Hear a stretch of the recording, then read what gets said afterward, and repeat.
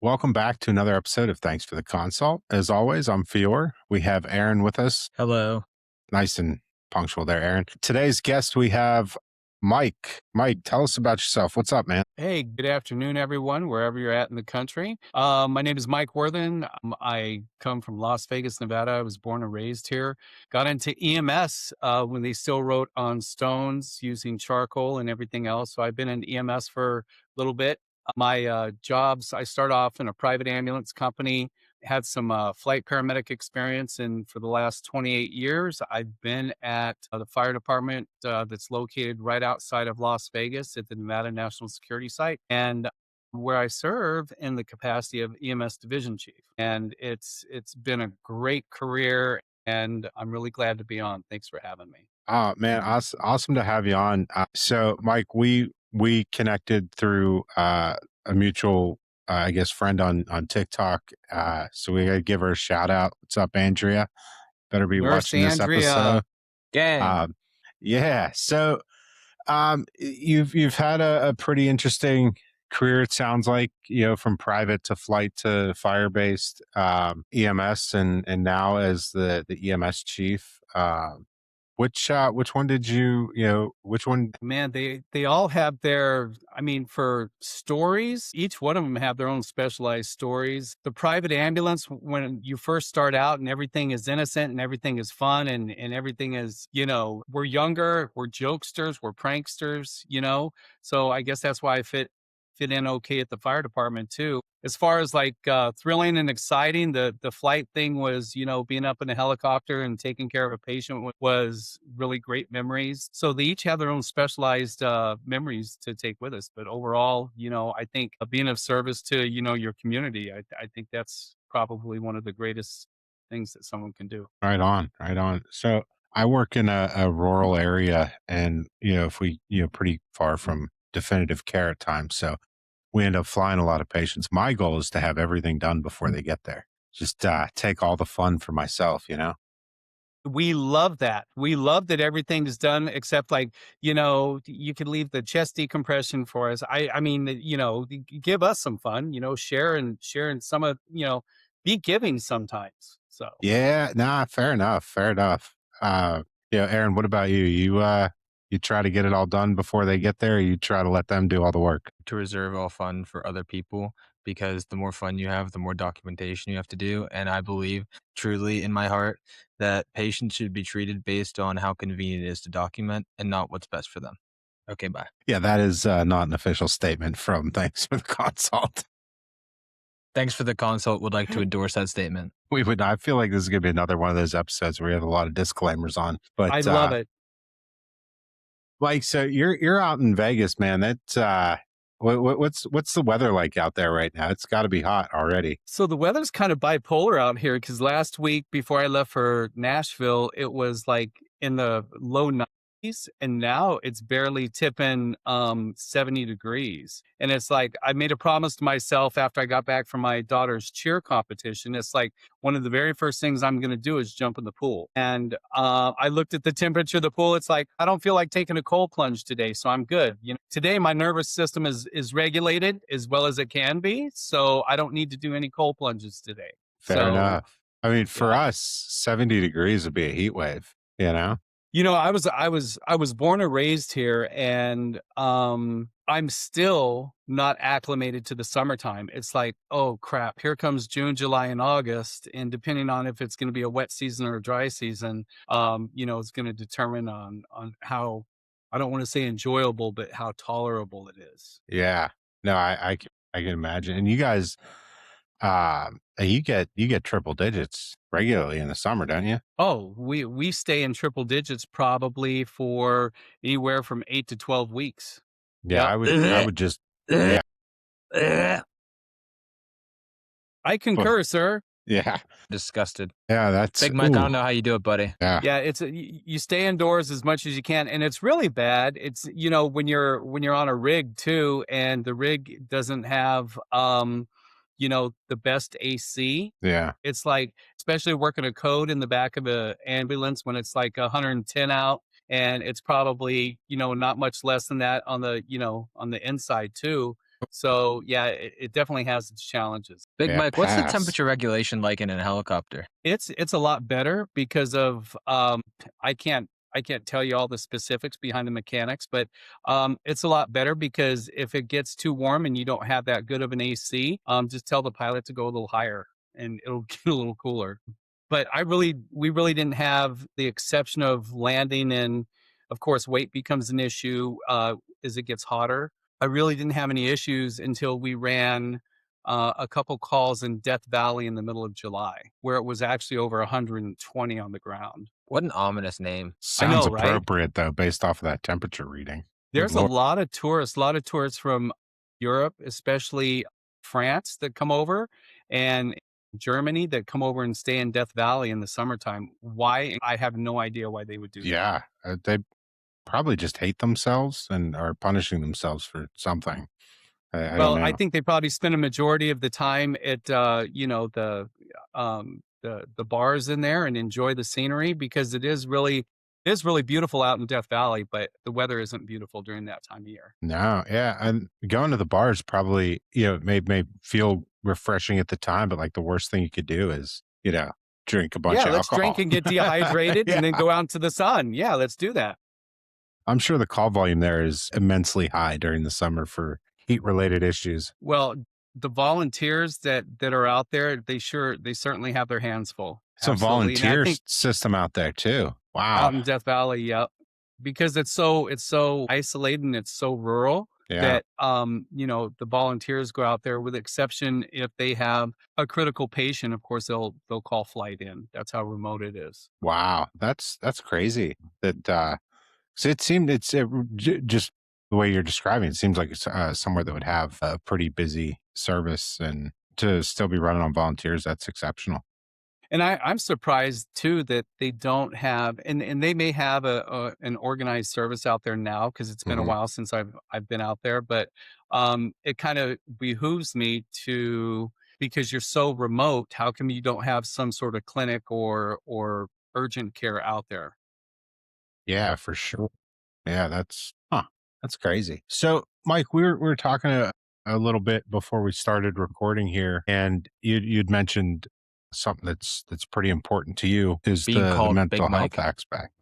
Wow, that too, but the mental health aspect of EMS public safety. Tell us a little bit about that, man. So the last, I would say I've been speaking on it for about the last 6 or 7 years because it was about, I think, December of 2020. It's like, what can I leave to this career to make it even just a minute fraction better than how I found it? And it's like, what are some of the challenges I had personally that other people could possibly learn from or realize that they're not, alone in going through the things that we do. Because when I first got into the business 30 plus years ago, it was all excitement. I got into it because I wanted to save lives. I wanted to be of service to the community. I really loved emergency. I don't know if you watch Johnny and Roy. I Absolutely. love that they, no Rampart, and Squad Is this 51, something I'm and supposed to know? you Yes. can watch it on rerun. It's in syndication. Yeah, you can watch it.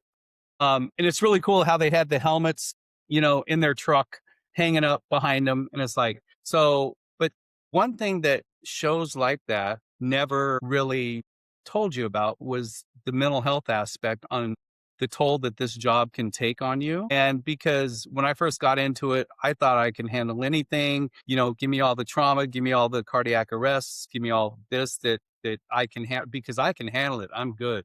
I'm strong. Well, that was my, let's go, youthful ignorance to say, and not in a disrespectful way, but I didn't know what was coming down the road to me. And then Yeah. through a lot of different incidences and experiences and everything else, I found out that, hey, we really need to take care of ourselves because we, as the providers, are the most important patients will ever take care of. Yeah. I mean, Because if we we don't take, if, go ahead. no, every class you take your EMT, your advanced EMT, your paramedic, the first thing that we teach everybody is, you got to make sure you and your partner are safe, right? But we Right, never we right. never apply that to the mental health side. We always just think of, the physical assault that could happen or I'll the have you what know, have you. whenever I walk into every single call, I loudly announce to the room, "Scene is safe, PPE is applied." Nice. You just passed your national registry. All right. Thanks, Big Mike. Cool. You got it, Rock bro. on. Yep. But yeah, but So, yeah, and it's funny because I looked at whatever text that you learned from.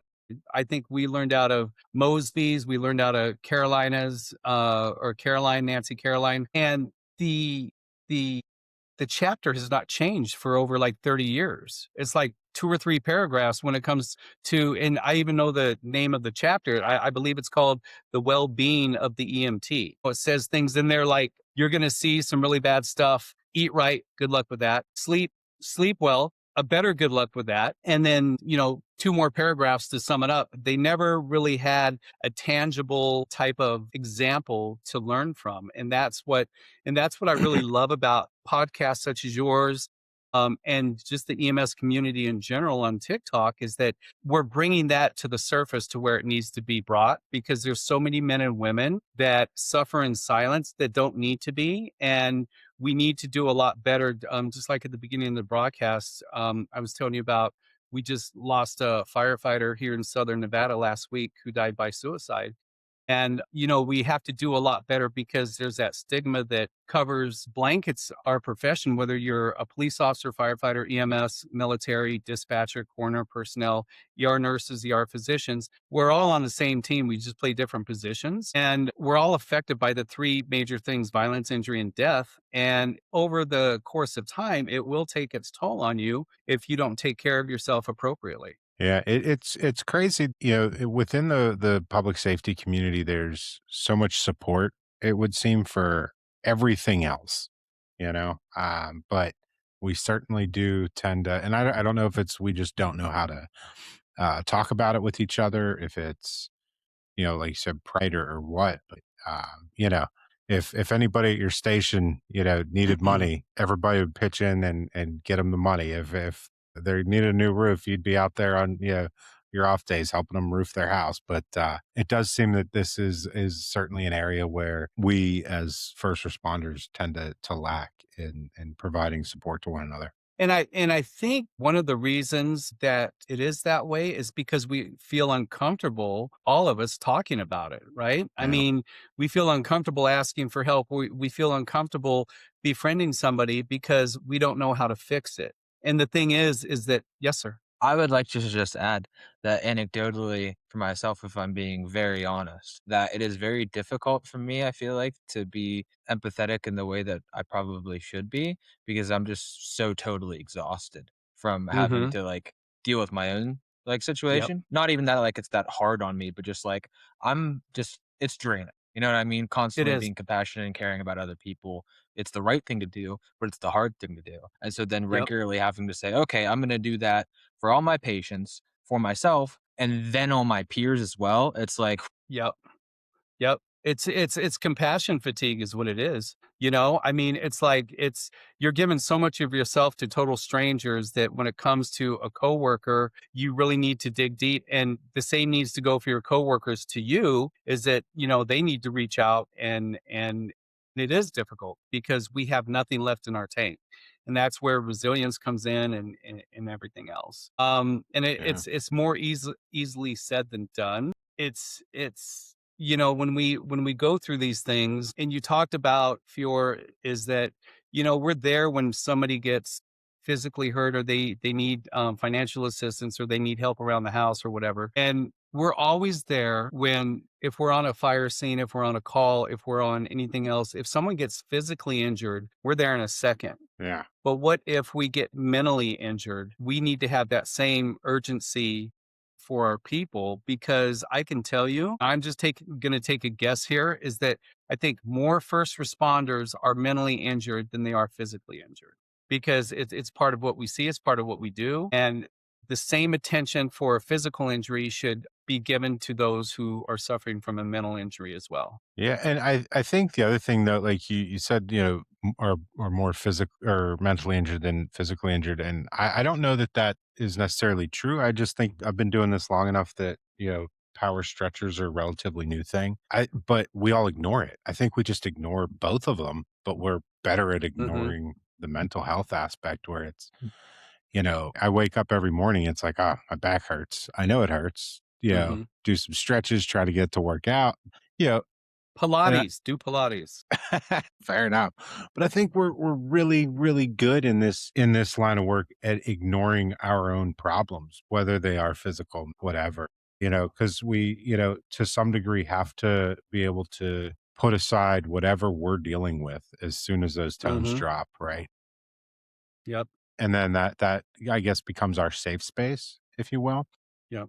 And then we come up with ways to ignore it when we don't have to. And then, unfortunately, all too often it rears its head in very unproductive ways, whether it's, self harming or, just harmful, high risk behaviors, things like that. I mean, how many, the joke's been made for years that EMS stands for extramarital sex. And I wonder, is there some type of, because there's certainly links towards, mental health issues and high risk sexual behaviors.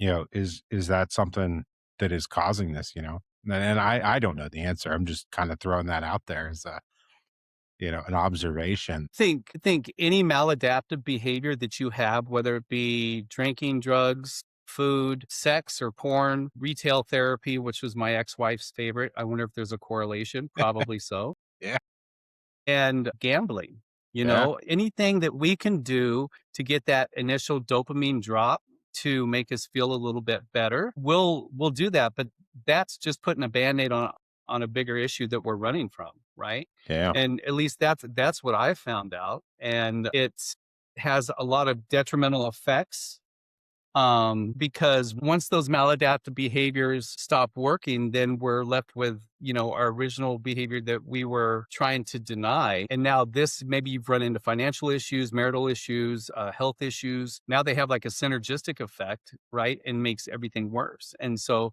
people get to the point, it's like, well, what now?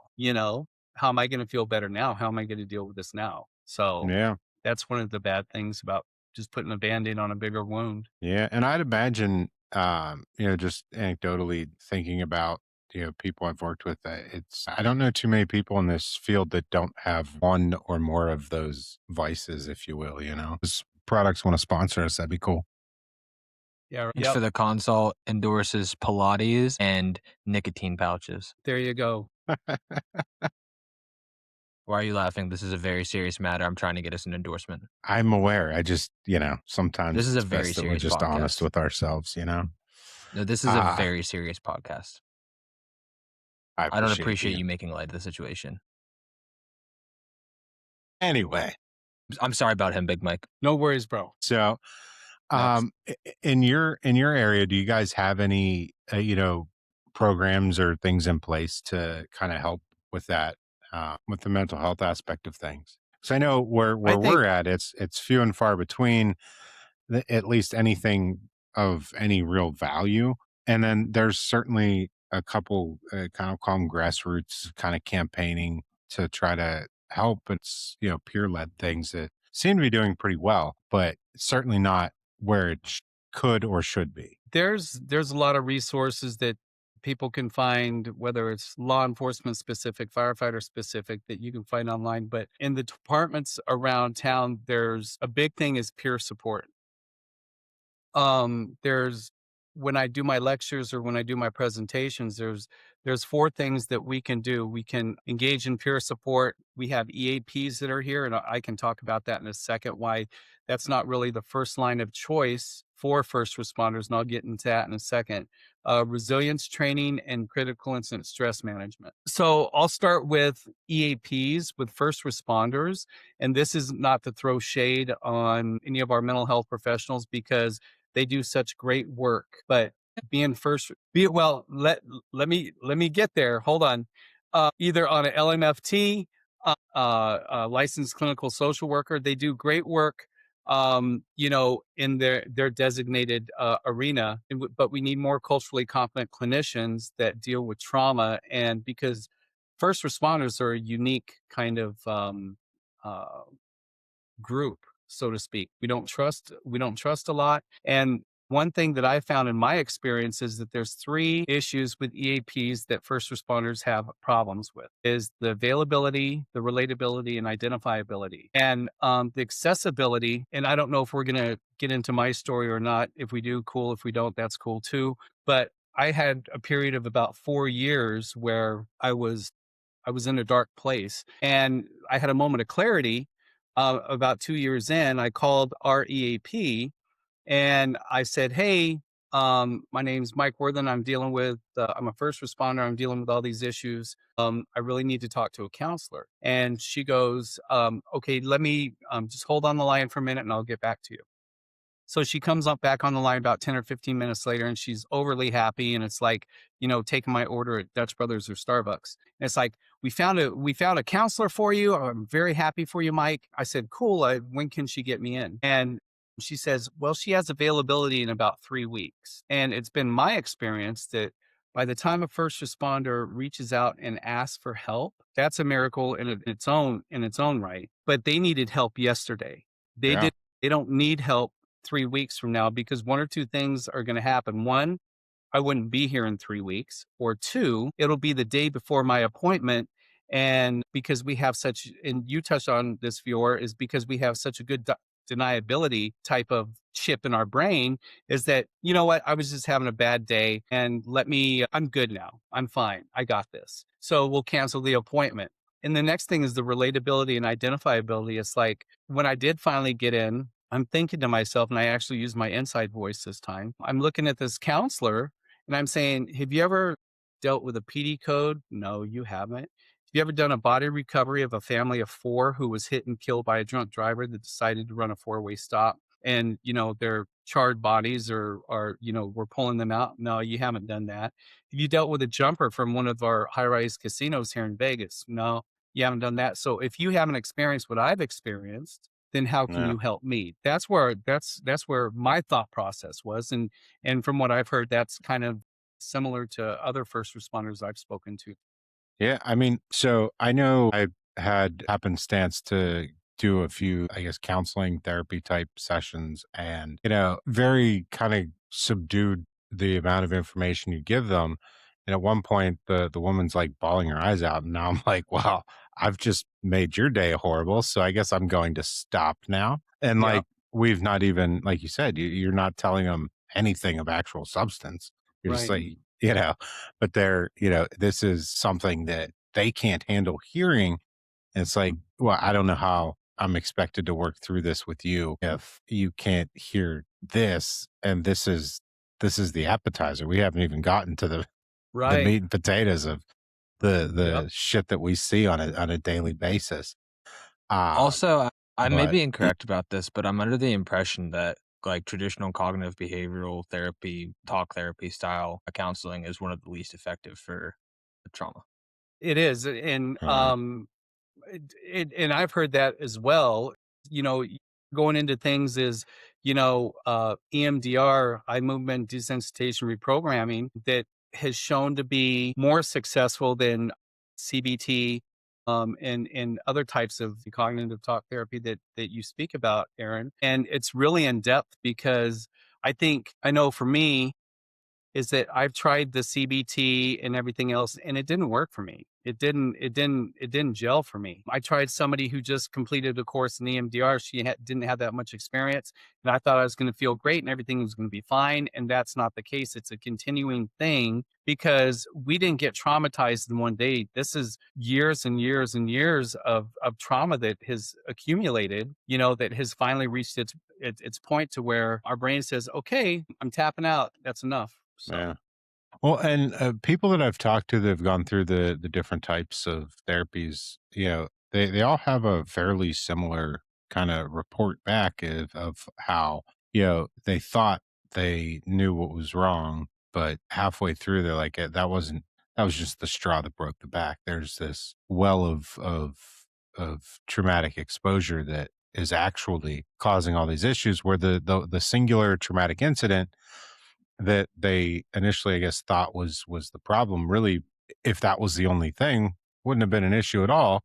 But it's just this massive well of, you know, things piling on top of each other that cause Yep. the issues. So yeah, And it's yeah. and you bring the and to your point, when I'm in my presentation, there's a slide in there that says that first responders have 5 times a higher incident than of PTS, PTSD, PTSI, whatever you want to call it, of the normal population, of the civilian population. Yeah. And I think that is so much, that number is so underscored because I think it's so much higher. Because if you look at it, it could be your first day on the truck, first day on a patrol unit, first day in the military, whatever, and you have the potential to see just in that one day. You get on a rig, you have the potential to see just in that one day what 90 to 95% of the general public will never see in a lifetime. And then you times that by a month, a year, 5 years, 10 years, 20 years of career, and look how much stuff we have taken in. All right. We got to give ourselves enough grace that, you know, at the end of our shift, whether it be a 12, 24, 48, whatever you work, that um, when we take off our uniform and, you know, whatever uniform you're wearing, we're still a human being underneath with normal thoughts, feelings, and emotions that, you know, that we have to deal with. Because a lot of us, including myself, when I first started out, I thought I was impervious to all this stuff. It's like, oh no, I won't be affected. Well, 20, 25 years later, I was affected after 11 years. So, Yeah.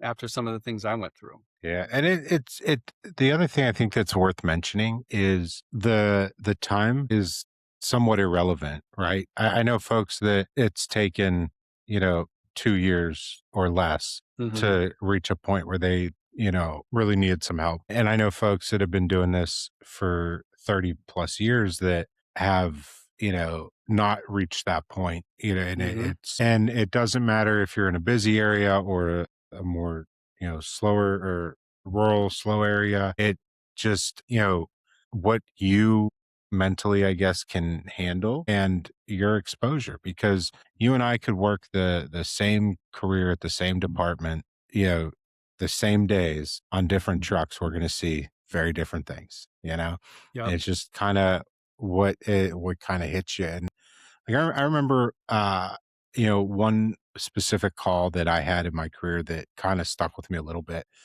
It wasn't anything about the call itself. It wasn't the patient. It was, you know, it was a young girl who she hung herself, and that wasn't the thing that kind of stuck in my head. What stuck in my head was I walked into her bedroom and she had the same bed sheets that my daughter had. I'm like, okay, well that the bed sheets is what got me, not, you know, the Yep. kid that, you know, wasn't the note, wasn't it was the bed sheets. And I came home and ripped them off my daughter's bed and changed them out and threw those sheets away. I was like, what are you doing? We just bought those. Like, wow, we're buying new ones. So Yep.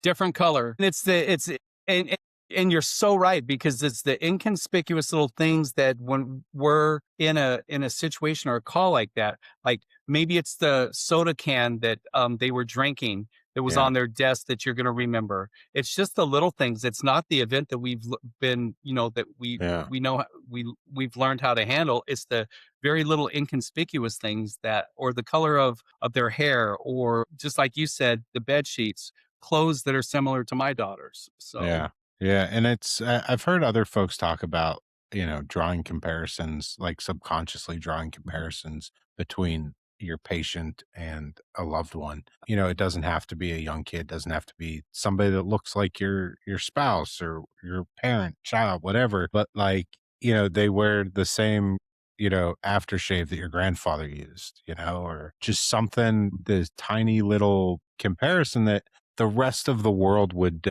kind of never even notice. But, you know, that specific sight, sound, what have you, just kind of, it grabs you and holds on. So, That's yep, why I absolutely. choose to ignore all of my immediate family members and friends, so that way I have none of those reminders in my life. There you go. I so mean, that's one method. that's a What's so coping funny, mechanism. Fior? We're talking about mental health, and I don't appreciate you belittling my coping strategies. It may not be It the gets funnier and healthiest. funnier, doesn't it? May not be the healthiest there, buddy. Can you believe this guy, Big Mike? And Hey, everybody has their way, right? Everybody has their way. Thank you. We did. Nux. I don't know. That just reminded me. It's completely off topic, so I apologize for the rabbit hole I'm jumping in here. Oh, But you're good. I have a coworker that every time him and his wife have like a argument afterwards, he's like, "All right, give me Nux, big dog." And like, I'm like, "How are you still standing here alive? My wife would just stab me if that's how I tried to resolve an argument." I feel fortunate because me and my ex-wife, we have a very amicable relationship because it just makes things so much easier that way, is that we'll argue about the, different childcare stuff or different things with our daughters. And once we come to a resolution, that's exactly what we do. All right, Uh, good job. Right on. that's We'll that's and 30 seconds early she wanted to, just knock me out. So yeah, but it's however you have to come to a resolution is Have you yeah. ever is how you considered come like to. going for Nux and then like, no, I missed. You know? No, then I'd catch a case and then that wouldn't be good, Yeah, you know? Well, but if maybe you after say, "Oh retirement. no, I missed," like It's that's like, like "Oh, no, my vision was askew," you Yeah, it's know? kind of like Yeah, how if you say no offense and then say something really offensive, it doesn't matter what you said no offense, it's fine. right, yep, yep, it gives you Yeah. I can tell, Aaron, you've been talking to Juanita. Mhm. That's something she would do. Call back. But call back to first season. I don't even know where we're at. But yeah. Yeah. So Mike, you mentioned you do some lecturing, some presentations. Are you doing these for the department? Are you going to conferences? What are you doing? So, I started out doing these presentations I wrote an article in EMS World in December of 2020. It was called Better Ways to Cope. Okay. And I just wanted to, that's one thing that I always wanted to do on my bucket list was to be published. Okay. And so I got with our medical director and I said, "Hey," because he's very well spoken, very well written. And I said, "Hey, how do I go about doing this?" And he goes, "Just tell your story." And that was probably one of the most influential pieces of advice because everybody out there has a story and everybody needs to hear your story because they're going to relate to you and they're not going to relate to Mike. And it's if we each tell our stories, it has a ripple effect to where we start to normalize the conversation. So after I wrote the article, I went to a friend of mine who I started my career with. His name's Brian Rogers, and he owns and started a community ambulance out here in Las Vegas, Nevada. Okay. And him and his partner Rob Richardson. And I said, "Hey, I want you to read this article and tell me what you think." And he goes, "Okay." So he read the article and he got really, really emotional. He goes, "This is really, really good. Would you mind coming and speaking to all our orientation classes, our EMT classes, and everything else?" I said, "Yeah, I would love to." And so that gave me the thing that, this really needs to be talked about more and more. So through connections and everything else, and through this article, people had reached out. I spoke to when it was called Dixie University in St. George, Utah.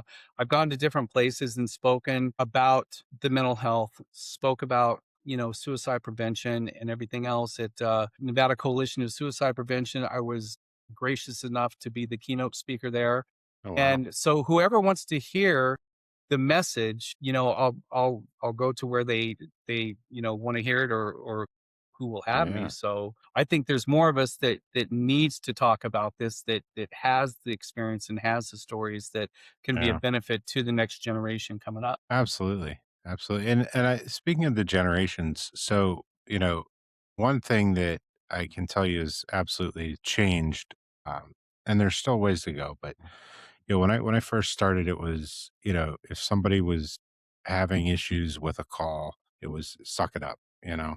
Mm, And that's my then, first bullet point on my second slide. yeah, So how do we handle those calls back in the day? Suck it yeah, up. suck it up. And then, so even if it wasn't you as the person receiving that, but you see that, you're not going to go, what I mean, to anybody as like the rookie that is witnessing this. So then it kind of has the snowball effect, you're affecting multiple generations of providers at this point because now that person doesn't want to talk about it. If somebody comes to talk to them, well, you just got to suck it up. That's what we do here, you know? Yep. So it's certainly undoing years and years and years of just caring for each other horribly is certainly not going to be done overnight. But, folks like you that are out there, putting in the work is unable to measure the value of that, but And it's good. yeah, and I appreciate those kind words. Thank you. And we do need a cultural change because if someone brand new comes in, and I'm going to go to what you said exactly, and they have the courage, and I'm going to emphasize that they have the courage to speak up and say, "Hey, that call really bothered me, and I'm not dealing with it too well." And so they have the courage to speak up and to be different and to be themselves. And then they're met with something like, "Suck it up. You'll be fine. We have another call to run." Maybe if management knew that, I was going through these issues, they wouldn't, they'll think different of me.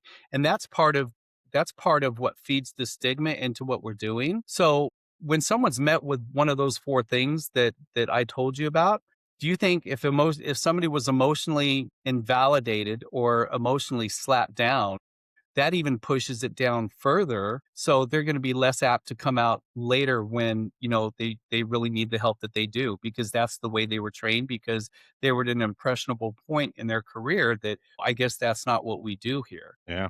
No, absolutely. And it it it doesn't just affect that, but if you think about other things, one of the things that and this is that early on when I was brand new EMT learning to drive with a patient on board, one of my medics that I was working with at the time told me, take a hot cup of coffee with no lid, put it between your legs and don't burn yourself. And something as simple as that, I use that all the time when I have a brand new EMT driving for me. And that's just a small anecdote on driving when it's something as important as dealing with the mental health aspect of the job. uh those little dismissals, those little kind of push off responses, they have such an effect for such a long time that I think a lot of us that have been doing this for a while don't, are starting to really kind of understand the effect that it's had for the years that it's had. But, in the moment, it's one small little push off and, you don't understand the ripple of snowball effect that you've created for not only that one person, but, like I said, that one medic said that to me, and he probably said it to 50, 100 other people. I've said it to 50, 100 people, and that's just Yep. something small with driving. So, And see, and the thing is too, is that when you're told "suck it up," whatever the phrase may be, that maybe they don't have any illicit or bad intention or malicious intent to you, but just like generational trauma, maybe that's what they were taught when they were coming up too, and they don't know anything else to say. And that's the problem sometimes, is that if you really don't know what to say in a moment like that, then probably the best thing to do is not say anything at all and just listen. yeah, And like I said, and that's the generational part of it that we need to correct and have that cultural change that, hey, if you're going through something, let's just, let's go 10-7, let's go out of service for a second, and let's just talk about it. yeah, Because to be heard and to be understood as a first responder is invaluable. And then when it goes above the scope of just listening and they need some professional help, then you need to have the resources in place for that as well.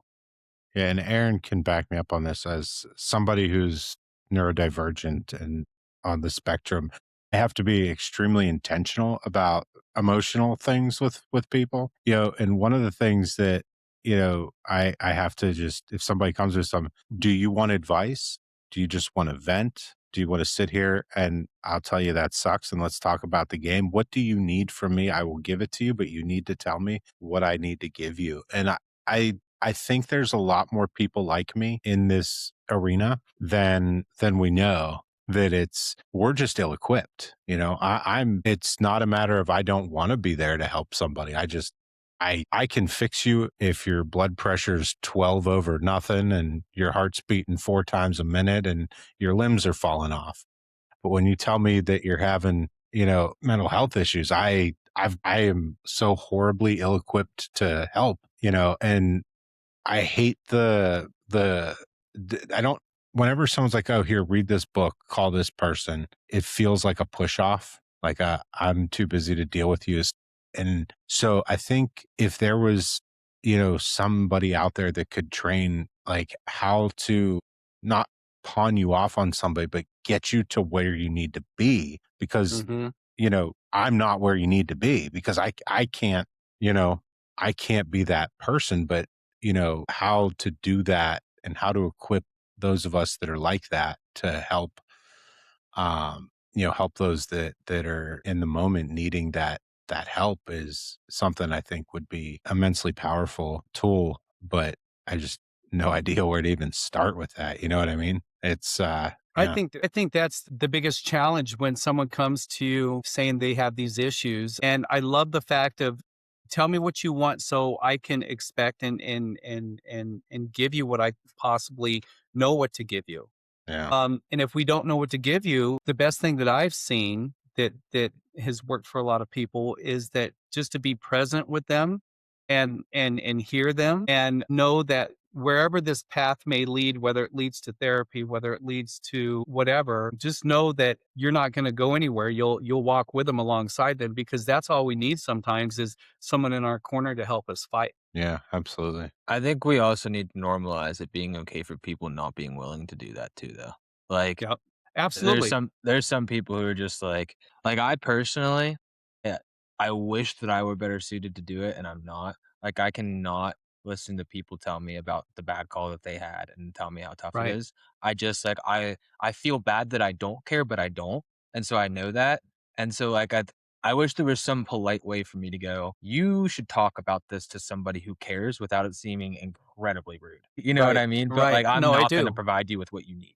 And Yeah, there's absolutely 100% nothing wrong with that. I mean, because that's where you're at, right?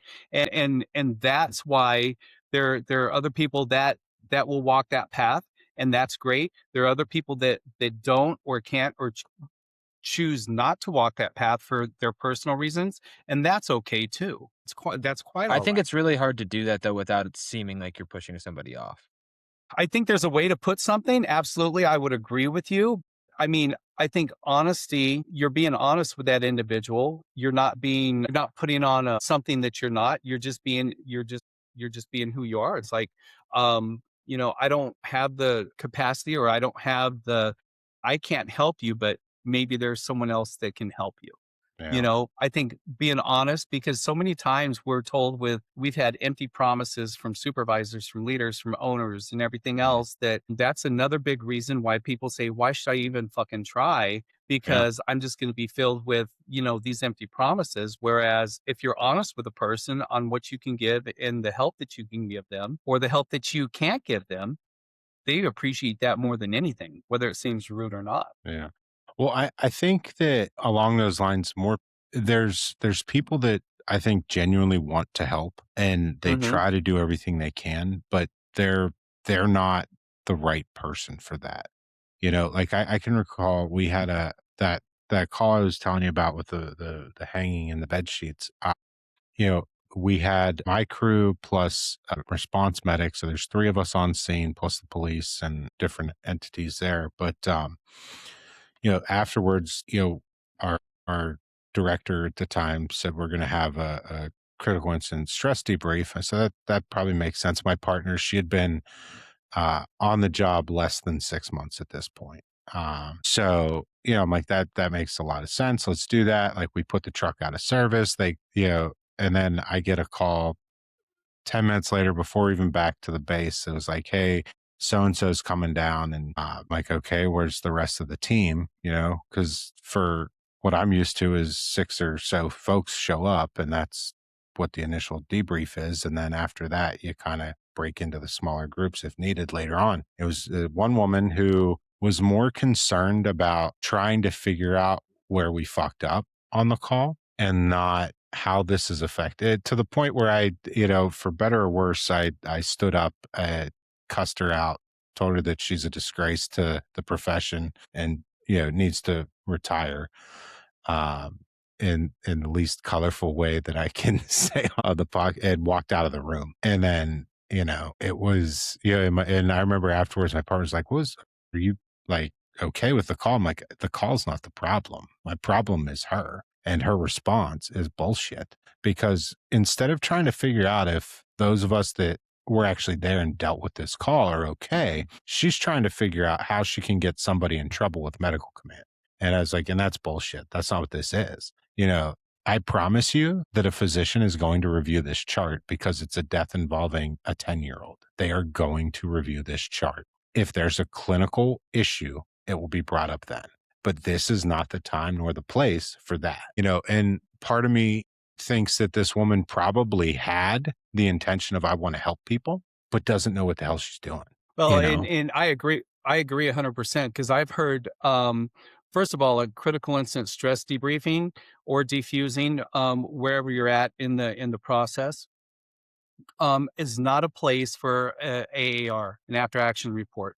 That's not the place. The place is taking care of the people that are there and that are dealing with the critical incident. Also, to your point, is that people that are involved in that arena, as far as like putting together critical incident stress debriefings and all that other stuff, they need to be properly trained. So they say the right things that they need to say and don't say the things that they don't need to say. Because people in debriefings, there's a high potential to be traumatized a second time of the event, which it sounds like in your case that she did a fine job of re-traumatizing somebody that was already traumatized. Yeah, no, yeah. And I think it's important that these people have no position of authority over the responders, like it would make more sense for me to come to you when you've had an incident than for me to go to somebody that is a subordinate of me when they've had an incident, in my opinion. Right. Because now everything you say, you're going to guard your words because you don't want to get in trouble with management. You don't want to be, looked at as a bad provider, or you did something wrong or get in trouble. But, not knowing them, but knowing enough that like they're in the field, they know they can relate, I think is important. But I don't think it should be anybody that holds any authority over the responders that are dealing with this. And you're 100% correct. There should be no rank in the room or anything else. And there Yeah. should be no negative ramifications that come out because of a critical incident stress debriefing. This is a place to where they need to feel safe. They need to feel okay with saying whatever they need to say, however it comes out. If that's what they need to get out, they need to get that out without fear of any repercussions from management or any supervisors or anything like Yeah. that.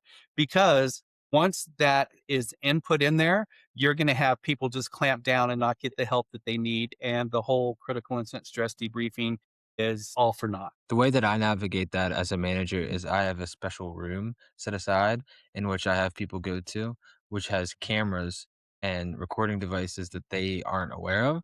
And then I have a professional come in and it's like, oh, okay, you're not going to know about it. Like it'll be secret. And then I'll watch it later. You're an idiot. And sometimes, and some, You're absurd. But one of the things like that. So what I do now, I'm a response medic. So ducks.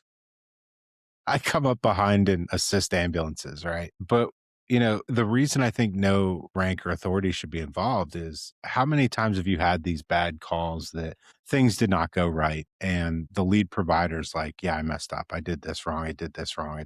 No, you didn't. You did it right. You followed your protocol. You're in your own head at this moment because you had the outcome that you were trying to avoid. But if I'm in the room with my boss and I'm like, yeah, I fucked up. I gave the wrong dose. I gave the wrong this. Even if I didn't, but I think I did. Well, now, in the back, you're not in the back of your head, you've admitted to failure that isn't real, Right. and they Right. can absolutely always use that against you later. And even if they don't intend to, certainly if I've had a bad call with a poor outcome and I'm like, yeah, I misdosed that. And then I go back and I look at it and I'm like, no, I gave the right dose. But in the back of their head, they're like, well, he can't do his math, or, he missed this tube, or he misplaced this intervention was wrong, and I think it just needs to be a completely separate entity It that's is. doing this. And, it just, for there to be any reasonable expectation of success, I think that it just needs to be separate. Well, it's a very So difficult issue because you need a entity of people. Because we already said that we believe it should be somebody who is familiar with the experience that can relate yeah. to it, but it has to be somebody external from the very niche industry in which we work. So it's like, where do you find these people? Well, not external from the niche industry, but it'd be like, this isn't the best example, but assuming that I wasn't working with you on the projects we're working on, like your people are having an issue, I would come in and talk to your people because I'm not their boss, right? And if my people are having issue, you'd come in and talk to my people because you're not their boss. Am I paying you? No. No, no, like, for real though, like, am I paying you to do that? Because how many EMS services have the money that they're willing to spend to contract that out to somebody whenever they don't have the money to spend on things that they're already Well, supposed that's to be the spending thing. money They on? shouldn't be. This should be a county resource. And most counties, they have this resource and it's a voluntary team, but it's a small Of team qualified EMS professionals? of EMS professionals that Usually care. usually, at least around here, it's like clergy or Yeah. chaplains or, like, of people who have So, no yeah. relatability to the industry. So I know, That's where I'm saying the disconnect is to find yeah. people that are in the industry and also, like, are separate from the organization. Are you What's talking about doing the debriefings, or are you talking about the QAQI incident? I'm Like talking debriefing, about the debrief. Yeah. Yeah. It's like Aaron's in a much smaller county, uh, which makes it even more difficult to get in county Does. resources. I mean, in his county, there's 2 paid ambulance services. Everybody else is volunteer. So, I mean, you look at that, the chances of one of these people being, and there's a lot of crossover where folks work at both places. So, it's hard in that size of a county. But what I've noticed, I work in a much larger county that I think the team's maybe 10 people, and I, at one point or another in my career, have worked with every single one of them. So even in that large of a county, I have no no anonymity. anonymity with them, if I were to call and need something. And, half the team, I'd say I've trained in some capacity or another in the field. So then there's that aspect of like, somebody that was looking up to me at one point, now I would have to be relying on them for something so vulnerable. It would make it very difficult. And I know, and maybe half is an overstatement, but and then the other issue with the team is the same 4 people do 90% of the call outs like that show up. So it I think we need more people involved, but I don't think we should just start pushing people in. I think there needs to be some training. I think somebody like you needs to train them. It sounds like you know what you're doing. You know what I mean? I'm just going It's to send them to you. So if you just see a bunch of EMTs and paramedics showing up at your door saying train me, that's how they got there. Yeah. I yeah. just, sent them Yeah. on down to Vegas. There you go. I think that, and that's a unique challenge that your smaller communities and your rural communities have is just what you said, is that your anonymity starts to cross over, and there really can't be any, and you can use that to a benefit.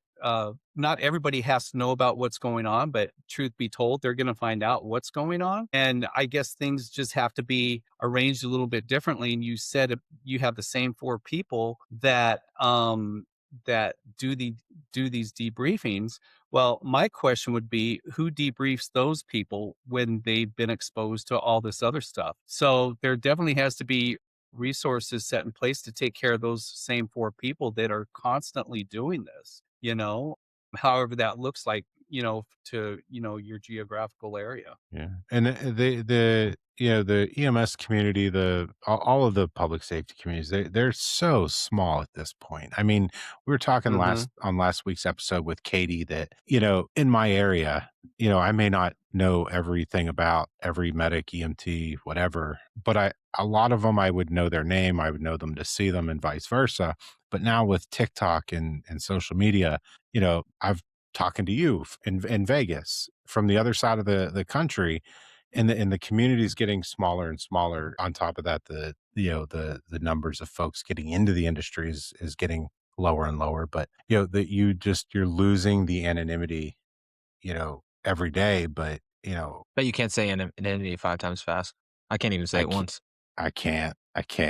But it's Anonymity. And I don't know how to fix that. I just know that we need to fix it. And I hate saying that because I'm the kind of guy that says, don't come to me with a problem without some type of solution, even if it's a bad one. At least it lets me know you're thinking about fixing the problem. And I'm sitting You here know, and saying we got a problem and I don't know what to do about it. and Aaron actually brought up and this may be something to think about too, is about other agencies coming in and doing the debriefs or whatever. I know that out here is that it's kind of the same situation, but not. Is that if NS if Nevada Highway Patrol, if they have an OIS, they'll have Metro come in and investigate things, so they're not investigating their own. Well, the same can hold true for if your local police department, if they have a CISD team, or if your hospital or however is arranged out there to have somebody come in, another agency, if they have like in a peer support capacity or a critical incident stress debriefing capacity, have the ability to come over to that agency and you go over to their agency and you have that gentleman's agreement that if you guys need our CISD team, call us, and if we have people available, we'll send them over. I don't Yeah. know if that would help at all. Yeah. Maybe something else to look into is I know a lot of the police departments in my area are starting to bring on social workers that, again, they're not first responder specifically, but they're certainly first responder adjacent.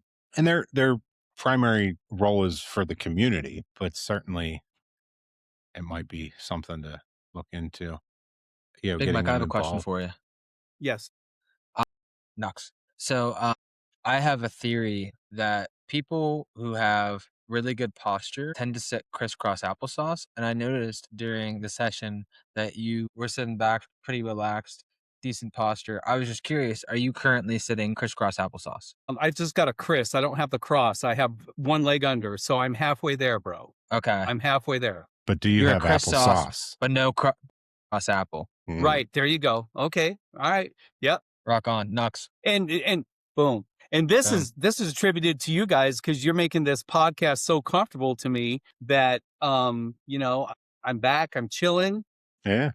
So yeah, We it's attributed to you guys. we we've always said from the beginning we want this to be like a kitchen table style discussion, And I Like, love that because I think you get more out of conversations like this, a dinner table conversation, than you do in a sterile environment. Speaking of maladaptive behaviors and this and that, I mean, if it's like because this is what we do. I mean, this is how we connect and this is how we relate. And connection is a huge thing because once you feel connected, I mean, you're more apt to come out and talk about the things that we don't talk about. yeah, absolutely. Fior, I would like your interpretation of the artwork that's behind you. It looks abstract and artistic, and I would like to know what you think it is. I think it is standard hotel room art that probably cost $3 a painting. When they bought That's a really 70,000 of them to put uncreative. in every hotel in the chain. That's a really uncreative interpretation. It reminds me of those colorful little candy cheeseburgers. Okay.